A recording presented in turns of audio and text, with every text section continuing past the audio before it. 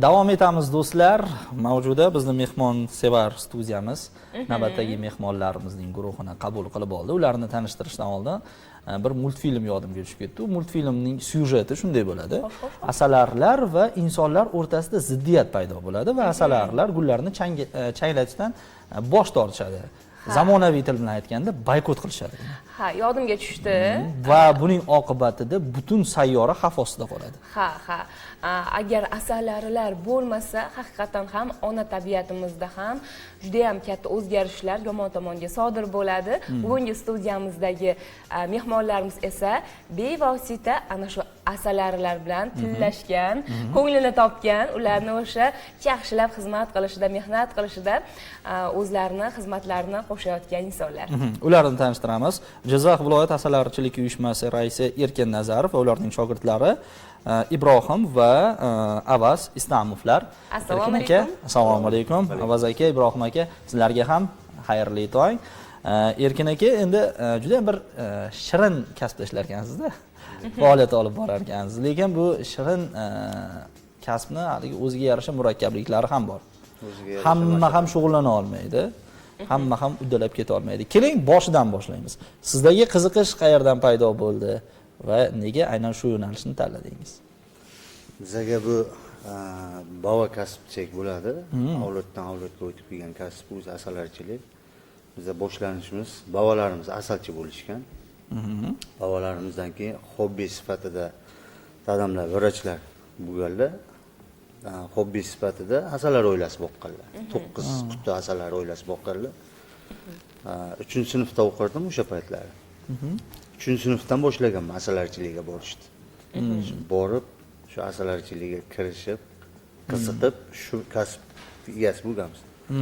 Juda ham bolalikdan boshlagan ekansizda, qiziqishni ham, faoliyatni ham. Demak, bugungi kunda bu kasbning sir-sinoatlari o'sha insonni 5 qo'l deydi-ku, o'zi 5 barmoq. Mana shunday sizga ma'lum bo'lib ulgurgan bo'lsa ajab emas.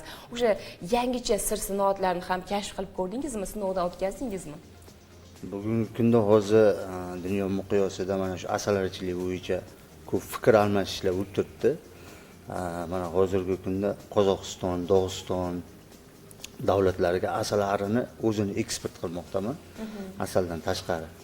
Asal mahsulotlarimizni mana Turkiya, Saudiya Arabistonga, Amerikaga, AQShga chiqarib turibmiz hozirgi kunda. O'ziga yarasha yangiliklari bor. Hozir xalqaro hamkorlik haqida gap ketyapti-da, shu o'rinda bitta narsa qiziqtiryapti. O'sha jahonda o'zbek asali darajasi qanday?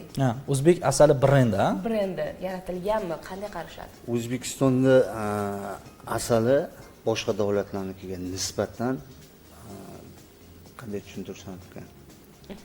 Kuchliroq. Premium darajadami? Yuqori, oliy toifa. Yuqori sifat darajasi yuqori turadi. Sababi bizani O'zbekistonda tabiat sharoiti juda yaxshi. O'simliklarga boy. Giyohli o'simliklar, mana tog'rayxon, keygoti asallari bor. Mana shu keygoti asallari даже sahri bor odamlarga ham iste'mol qilsa bo'ladi. Demak, maxsus shirinliklar chiqqanda hozir aynan o'sha qandli diabet kasali bilan og'rigan insonlar yoki bo'lmasa parhez uchun asalda ham bo'ladi demak bunday yo'nalish. Parhezda ham foydalansa, iste'mol qilsa bo'ladiganlar bormi turlari? Tabiiy asalda hammasi shifobaxsh. Aslini olganda tabiiy asalda hammasi shifobaxsh. Paxtan asali bor, yantoq, semichka, kungaboqar, keygoti, tog'rayxon, abrek, har xil o'simliklar bor. Har bitta o'simlikni o'ziga yarasha foydalari bor. Erkin aka, o'zi viloyatda bu asalarichilik bilan shug'ullanishdi. Bugun bizga hozir siz bilan suhbatga tayyorlanishimizdan oldin rejissyorlarimiz, muharrirlarimiz aytishdiki, viloyatda ham natijalar yaxshilanib boryapti sekin-astalik. Avvalgi 10 yillik bilan hozirgi davrni solishtiradigan bo'lsak, yaxshigina o'sishni ko'rishimiz mumkin. Buni nimalarda ko'ramiz o'zi aslida? 2009-yil mana shu Jizzax viloyat asalarichilik uyushmasiga rais bo'lgan bo'lsam, mana shu asalarichilik subyektlarini shakllantirish bilan yurganmiz. Uymaga kirib chiqqanmiz. To'g'ri kelsa, tanish bilishdi, kim asalchi, kim boqyapti. O'sha paytlari 280 tami shunaqa atrofi edi. Viloyatda, Jizzax viloyati bo'yicha tumanlar shahar hammasida. 280 nechta ham yiqqan edim. Xo'p. Uning ichida endi 4 tami 5 ta yuridik shaxslar, qolgan jismoniy shaxslar edi. Hozirgi kunda mana 1700 tadan oshiq asalari subyektlari bor ro'yxatdan o'tgan. Shundan 650 tami 55 ta menimcha 655 ta yuridik subyektlari bor. Qolgan jismoniy shaxs. Karrasiga oshib ketibdi. Bir necha karrasiga. Ajoyib natijalar qayd etilibdi. Hozir esa studiyamizning yana bir tomonida aynan asalarichilik yo'nalishiga oid bo'lgan deyarli barcha mahsulotlar jam bo'lgan ekan. Ulardan juda ham ko'plab ma'lumotlarni bilib olishimiz mumkin. Davom etamiz do'stlar. Biz asalarichilar bilan qizg'in suhbatda davom etar ekanmiz. Ibrohim aka va Avaz aka Istamovlar yomon. Endi aka-ukami bular degan savol tabiiy tug'ilishi mumkin. Yo'q, amaki-o'g'il ekan Ibrohim aka bilan Avaz aka. Ibrohim aka asalarichilik bilan shug'ullanishda shuncha detallar va rekvizitlar bo'lishi to'g'risi meni hayron qoldiryapti. Keling, boshidan boshlaymiz. Aytaylik, men siz ham tajribali bo'lib qolgansiz baribir. Asalarichilik bilan shug'ullanishim kerak. Men uchun menga zarur bo'ladigan narsalar nimalardan iborat o'zi asosan? Avvalambor assalomu alaykum. Asalarichilik bilan shug'ullanish uchun sizga ko'p narsa shart emas. Avvalambor qiziqish, o'z kasbiga fidoyilik, mehr bo'lsa bas, qolgan topiladi. Dastlabki qiladigan vazifangiz avvalambor o'sha asalarilar oilasini sotib olish. Keyinchalik uni misol uchun dala maydonda mehnatkash, xuddi insonlarga o'xshab, uni faqat mehr bilib, ozgina e'tibor va mehr bersangiz, albatta yuksak natijalarga erishasiz. Ustozimiz aytgandek, asalarichilik bizga o'sha ota meros deydimi, avloddan avlodga o'tib keladigan kasb hisoblanadi. Biz ham shu ustozlardan o'rganib, qiziqib, vaqt kelsa shu o'zimiz xohlab o'sha dala maydonlarga qochib borgan vaqtlarimiz ham bo'lgan. Tushunarli. Ibrohim aka, marhamat. Bu yerda men ham borman. Umuman olganda hozir boshimda ajoyib bosh kiyim, lekin bu bosh kiyimni o'sha asalarilar bilan bevosita muloqot qilayotgan yoki ushlaganda kiyilmaydi. Maxsus bosh kiyim bor, to'g'rimi? Yuzlar yopilgan. To'rli, mana bu to'rligi.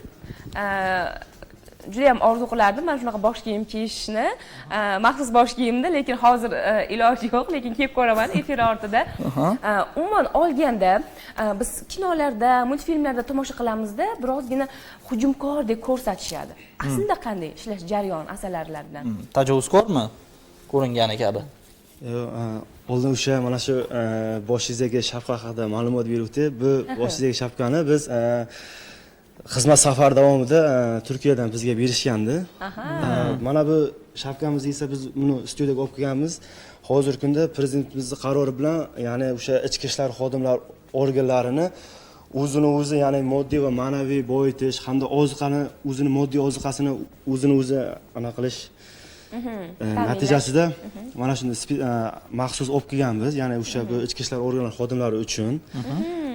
Keyingi savolingizga keladigan bo'lsak, asalari tabiatdan unaqa qo'rqinchli bir mavjudot emas. Nima deydi, insonlarning ichki xotirjamligini, ya'ni his qiladigan mavjudot hisoblanadi. Asal, ya'ni o'zi shirin bo'lgan sababli asallarning o'zi ham shirin. Nahotki multfilmlarda o'sha jahlini chiqarsa, o'sha ta'qib qilishi yoki bo'lmasa o'ch olishi, bu qanday endi? Jahlini chiqargan. Albatta, endi jahlini chiqarganingizdan keyin u ham misol uchun o'zini siz jahlini chiqarishga harakat qilib ko'radi. Tushunarli. Tushunarli. Endi Avaz aka, biz mana Avaz akani ham muloqotga tortsak, mana turli asal namunalarini ko'ryapmiz-da. Turlari. Adashmasam bu farqli qiladi. Uchalasi 3 xil asalar. Shunday. Keling, hozir tomoshabinlarimiz uchun foydali bo'ladigan bir ma'lumotni beray. Mana biz umumiy ovqatlanish shoxobchasida xonadonlarimizga kelishadida asal oling deyshadi. Men shaxsan o'zim toza asalni farqlay olmayman. Menga va bizni tomosha qilayotgan teletomoshabinlarimizga toza asalni farqlash uchun nimalarga e'tibor qaratish kerak va qanday sinovdan o'tkaziladi? Shu bo'yicha ma'lumot bering bizga. Buni bir necha usullari bor. Xo'p. Eng yaxshisi oddiy choy qoshiqchani olib, shunday botirib,